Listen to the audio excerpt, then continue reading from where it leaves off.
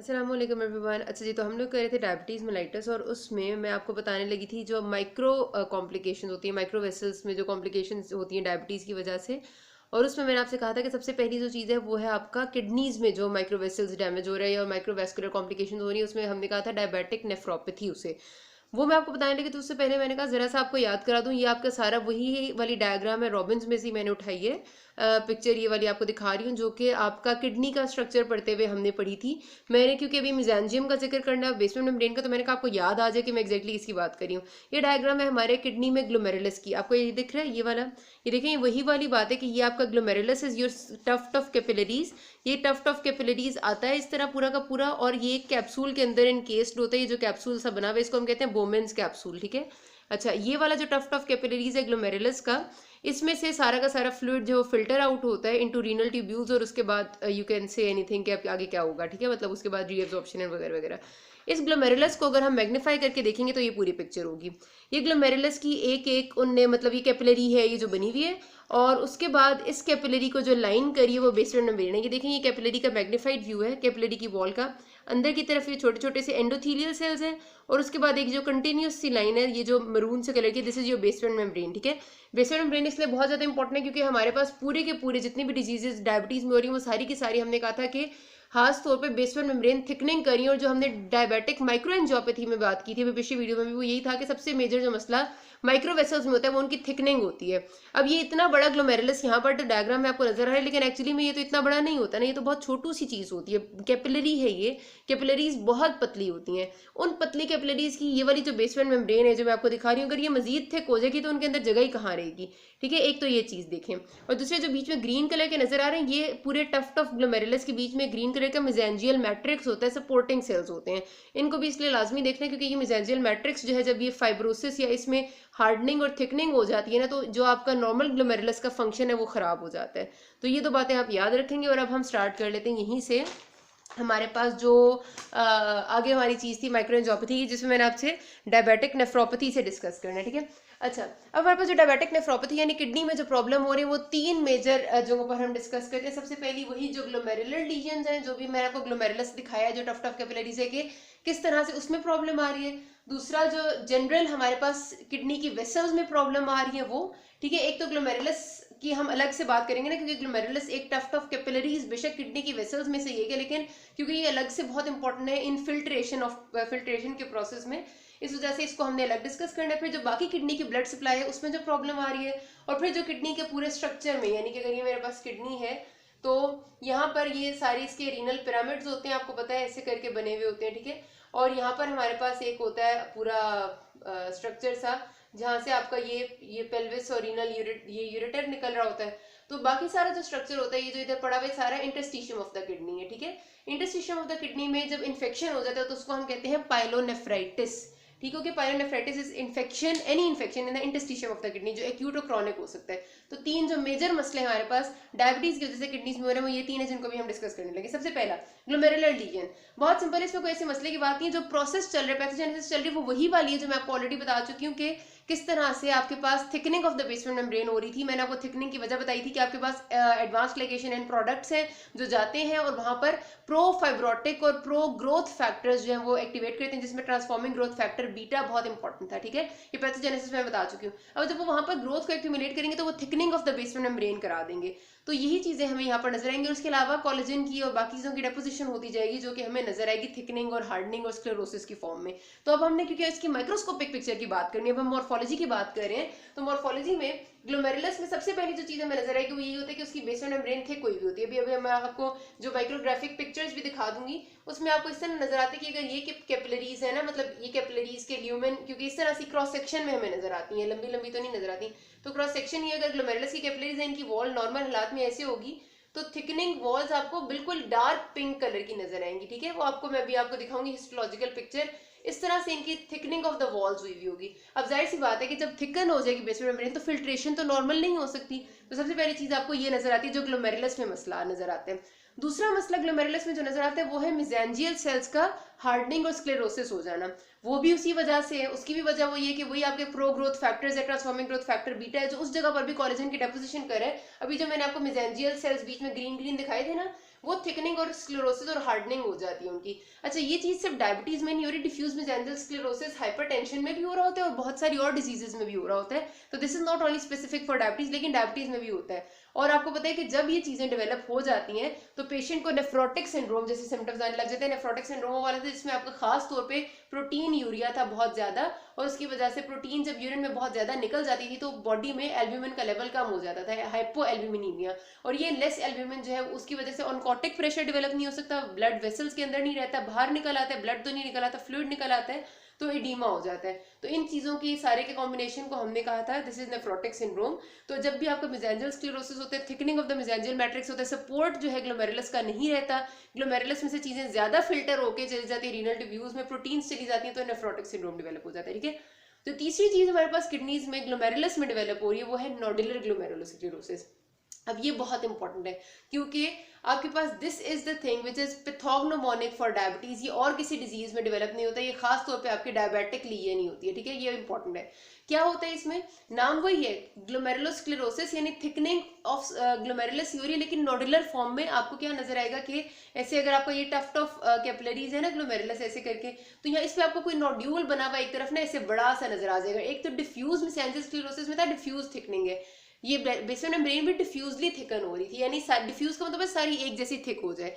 Nodular ग्लोमेरुलोस्क्लेरोसिस में आपको एक नोड्यूल ग्लोमेरुलस में कहीं पर यहाँ पर बना हुआ, एक यहाँ पर बना हुआ मिल गया, सपोज एक यहाँ पर बना हुआ मिल गया। ठीक है, तो इस तरह की जो नोडुलर थिकनिंग होती है ना, होना वो ये ग्लोमेरुलस की वॉल थिक हो रही है और मेसेंजियल सेल्स थिक हो रहे हैं क्योंकि ग्रोथ इंक्रीज हुई है।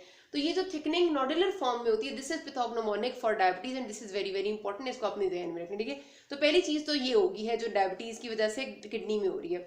दूसरी चीज जो किडनी की आर्टरी की सप्लाई है, जो जनरल आर्टरीज है, रीनल आर्टरी जो रीनल वेन्स है, उनमें जो प्रोसेस चल रहा है एथेरोस्क्लेरोसिस का, वो भी किडनीज को डैमेज करेगा। जाहिर सी बात है, मैंने आपको जिस तरह से अभी पहले पढ़ाते हुए बताया था कि एथेरोस्क्लेरोसिस मेजर वेसल्स को यानी कि लार्ज वेसल्स को भी डैमेज करते हैं, और ऐसा बिल्कुल भी नहीं है कि वो स्मॉल वेसल्स को बख्श देता है। वो स्मॉल वेसल्स में भी एथेरोस्क्लेरोसिस का प्रोसेस चल रहा होता है, आर्टीरियोस्क्लेरोसिस का प्रोसेस। एथेरोस्क्लेरोसिस आपको पता है कि वो जो एथ्रोमा बन जाता है पूरा लिपिड और क्लॉट का। आर्टीरियोस्क्लेरोसिस वही जो हाइलिन आर्टीरियोलोस्क्लेरोसिस है, मैंने भी आपको बताया था कि डिफ्यूज ऐसे करके थिकनिंग हो जाएगी, जो मैं पिछली वीडियो में आपको बताया। तो ये प्रोसेसेस लार्ज और स्मॉल सारी वेसल्स में चल रहे थे ना, तो हमने लार्ज जो स्मॉल वेसल्स रीनल आर्टरीज हैं, जो आपकी रीनल आर्टरीज की मजीद ब्रांचेस हैं, उनको भी लाजमी इफेक्ट करते हैं और आपका मसला आता है। लेकिन this is again not specific for diabetes. ये जो रीनल एथरो आर्टीरियोस्क्लेरोसिस है ये आपकी हाइपरटेंशन और दूसरी सीवियस डिजीजेस में भी हो रहा होता है। तीसरी जो चीज किडनी में इफेक्ट कर रही है डायबिटीज की वजह से वो है आपका पाइलोनेफ्राइटिस। अभी मैंने आपको बताया कि पाइलोनेफ्राइटिस क्या है, किडनी के इंटेस्टिशियम का इन्फेक्शन हो जाना। अब जाहिर सी बात है हमारे पास इन्फेक्शन से ज्यादा बल्कि मैं लफ्ज इस्तेमाल करूंगी इन्फ्लेमेशन हो जाना। अब इन्फ्लेमेशन जो ये इंटेस्टिशियम ऑफ द किडनी की होती है this is not specific again for diabetes के डायबिटिक्स में होगी, लेकिन ये डायबिटिक्स नॉन डायबिटिक्स दोनों में हो सकती है, लेकिन डायबिटिक्स में ज्यादा कॉमन होती है क्योंकि उन लोगों में जो नॉर्मल मेटाबॉलिक प्रोसेस है वो डिस्टर्ब होती है, इस वजह से उनमें कोई भी टी सेल बी सेल या किसी चीज की अबनॉर्मेलिटी इन जगहों की इन्फ्लेमेशन ज्यादा कर देती है। और खास तौर पे ये जो आपके रीनल पेपिल्ले होते हैं ना, ये जो आपकी ये वाली जगह है, ये जगह है, these are renal papillae. Papillary areas खास तौर पे इफेक्ट हो जाते हैं जिसको हम पेपिलरी नेक्रोसिस कहते हैं, वो बहुत ज्यादा कॉमन होता है डायबिटिक्स में। ठीक है, तो मतलब ये था कि जब हमने क्योंकि माइक्रोस्कोपिकली पढ़ना है या हमने इस वक्त मॉर्फोलॉजी पढ़ी, तो मॉर्फोलॉजी में हमें पेपिलरी नेक्रोसिस भी अक्सर मिलता है। ठीक है, तीन चीजें हमें मिल गई हैं किडनीज में, याद रखेंगे इनको। अब आ जाते हैं आंखों पे। आंखों में ना इसकी डिटेल्स आई में तो मैंने बहुत ज्यादा डिटेल में बताई हुई, ये वही सारी बातें मैं रिपीट करूंगी, इसलिए मैं बहुत ज्यादा डिटेल में हर चीज नहीं बताऊंगी। आई की वीडियोज में रेटिना में हर चीज हमने एक्सप्लेन की हुई है। होता क्या है जो आपकी आई की कॉम्प्लिकेशन है ना डायबिटीज की वजह से जो हो रही है वो आपकी तीन मेजर चीजों में हो रही है। एक आपका कैटरेक्ट डेवलप हो जाता है, कैटरेक्ट का मतलब है मोतिया यानी लेंस की ओपेसिफिकेशन हो जाना। जो आपका लेंस है आंखों में वो ओपेसिफाई, उसके अंदर जो मटेरियल है वो सारा ओपेसिफाई हो जाता है। ठीक है, उसको कैटरेक्ट कहते हैं। दूसरी चीज है ग्लोकोमा। ग्लोकोमा होता है आई का इंट्राओक्यूलर प्रेशर इंक्रीज हो जाना। ठीक है, आई का जो दबाव होता है अंदर वो इंक्रीज हो जाता है इसमें। और तीसरी चीज होती है आपकी यही रेटिनोपैथी जो सबसे ज्यादा इंपॉर्टेंट है, यानी रेटिना ऑफ द आई, जो आंख के पीछे पर्दा है। अब आपको याद तो है, मैं अब आपको इसीलिए दोबारा से डिटेल में नहीं बता रही हूँ कि सारी बातें हम आई में डिस्कस कर चुके हैं। ये आई का रेटिना है। ठीक है, इसमें जब प्रॉब्लम आती है तो रेटिनोपैथी हो जाती है। कैटरेक्ट और ग्लोकोमा उतनी जल्दी ब्लाइंडनेस कॉज नहीं कर सकते जितना रेटिनोपैथी कर सकती है, इसलिए ये बहुत ज्यादा कॉमन भी और बहुत ज्यादा इंपॉर्टेंट भी है। रेटिनोपैथी की दो टाइप्स हैं, एक होती है नॉन प्रोलिफरेटिव, एक होती है प्रोलिफरेटिव। कोई भी डेवलप हो सकती है।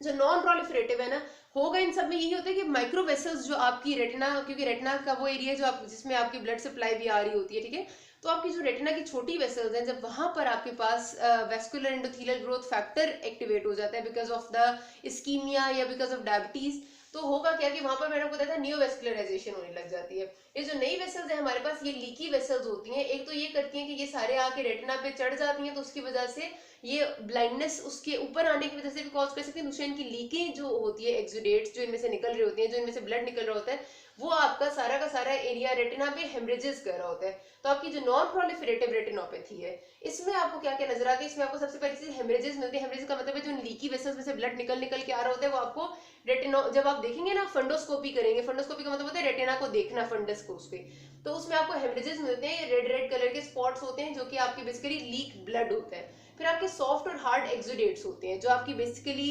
आप समझ लें कि रेटिना की डिफरेंट लेयर्स में से जो है ना कुछ प्रोडक्ट निकल रहे होते हैं, कुछ लिपिड्स के डिपॉजिट्स होते हैं, वो आपको मिलते हैं, वो येलो कलर के होते हैं, ठीक है, सॉफ्ट और हार्ड एक्सुडेट्स। उसके बाद कुछ माइक्रो एनेरिज्म्स आपको मिलते हैं। माइक्रो एनेरिज्म का मतलब ये होता है कि आपके पास अगर ये एक नॉर्मल वेसल है ना, इसमें अगर यहाँ पर एक डायलिटेशन बन जाए ऐसे करके, एक आउट पाउचिंग बन के, उसको एनेरिज्म कहते हैं। छोटी वेसल्स में छोटी डायलिटेशंस को माइक्रो एनेरिज्म्स कहते हैं। तो माइक्रो एनेरिज्म इसलिए बन जाती है क्योंकि जहां पर नई वेसल्स बन रही है, जहां पर आपके वेजफ एक्टिवेटेड है, वेस्कुलर एंडोथेलियल ग्रोथ फैक्टर, तो वो किसी जगह पे ग्रोथ भी करा सकता है और इस्कीमिक एरियाज में खास तौर पे ये एनेरिज्म्स बन सकते हैं। तो माइक्रो एनेरिज्म भी आपको मिलते हैं, ठीक है, फंडोस्कोपी पे। फिर वीनस डायलेशंस, आर्टरीज में आपको ये चीजें मिल रही हैं, हेमरेज, माइक्रो एनेरिज्म वगैरह। ब्लड जो वेन्स है वो डायलेटेड होती है क्योंकि ब्लड जो है वो ज्यादा आने लग जाते हैं because of the new vessels, तो उनको वापस लेके जाने के लिए भी ज्यादा चीजें चाहिए, तो वेन्स आपको डायलेटेड इंगॉल्ज्ड मिलती हैं। उसके साथ साथ एडिमा होता है, वही बात है एक्सुडेशन ऑफ द फ्लूइड की वजह से। और आखिर में थिकनिंग ऑफ द वेसल्स, वो तो होनी ही होनी है, जो हमने बात की थी कि माइक्रो एंजियोपैथी की सबसे मेजर चीज जो है वो डिफ्यूज थिकनिंग है, वो भी होती है।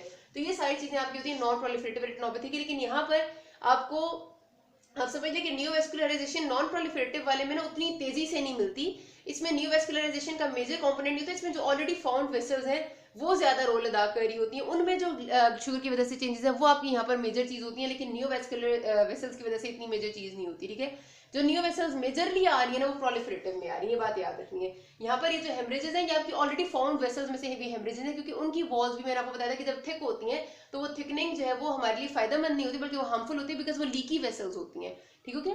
तो आपने ये बात याद रखनी। प्रोलिफरेटिव में अब आपका आ रही है मेनली नियोवेस्कुलराइजेशन एंड फाइब्रोसिस। तो नियो वेसल्स आपकी जब बनेंगी सारे एरिया में, तो वहां पर आपको पता है कि मैंने जैसे बताया कि वो लीकी वेसल्स है, उनमें से भी हेमरेजेस निकलेंगे। फाइब्रोसिस का मतलब है कि जब वो टूटेंगी तो उस जगह पर फाइबर डेवलप होना शुरू हो जाएगा। ज़ाहिर वेसल अगर यहाँ पर ऐसे वेसल है, यहाँ पर से लीकी है, यहाँ से चीजें बाहर निकले, तो इधर फाइबर्स आ जाते हैं उसे रोकने के लिए, तो आहिस्ता आहिस्ता फाइब्रोसिस होता है। ये चीज आपकी बहुत जल्दी कर देती है ब्लाइंडनेस, क्योंकि अगर हेमरेज इतना ज्यादा है कि आपके विट्रस ह्यूमर में आ गए, ये सारा विट्रस ह्यूमर है, तो आहिस्ता आहिस्ता यहाँ पर फाइब्रोसिस होगा। ये फाइब्रोसिस खींचेगा रेटिना को और रेटिना डिटैच हो जाता है। Retinal detachment can lead to sudden blindness. Patient कहते हैं कि ऐसा मुझे लगे जैसे मेरी आंख के आगे अचानक से एक पर्दा आके गिर गया, कोई दर्द नहीं होता, कुछ नहीं होता, बस painless sudden loss of vision हो जाता है पेशेंट का। तो बड़ी इंपॉर्टेंट कंडीशन है ये, ठीक है। और आखिरी है डायबिटिक न्यूरोपैथी। न्यूरोपैथी का मैंने आपको पैथोजेनेसिस बताई थी कि किस तरह नर्व्स डैमेज हो जाती हैं जब आपका ऑक्सीडेटिव स्ट्रेस बर्दाश्त नहीं कर सकती। ज्यादातर लोअर एक्सट्रीमिटीज की नर्व्स इन्वॉल्व हो जाती हैं, जो सेंसरी मोटर नर्व्स ज्यादातर सेंसरी होती हैं। कभी कभार आपका ऑटोनॉमिक न्यूरोपैथी हो जाएगी, तो आपका जो बावल और ब्लैडर का कंट्रोल है, यानी कि आपका यूरिन और स्टूल पे कंट्रोल, वो लूज हो जाता है। और कभी कभार आपकी जो ब्लड सप्लाई टू नर्व्स है उनके इफेक्ट होने की वजह से भी नर्व्स इफेक्ट हो जाती है। In any case it leads to loss of function. यहाँ पर बात खत्म करते हैं, किसी कोई मसला हो कि नासमीन। Thank you.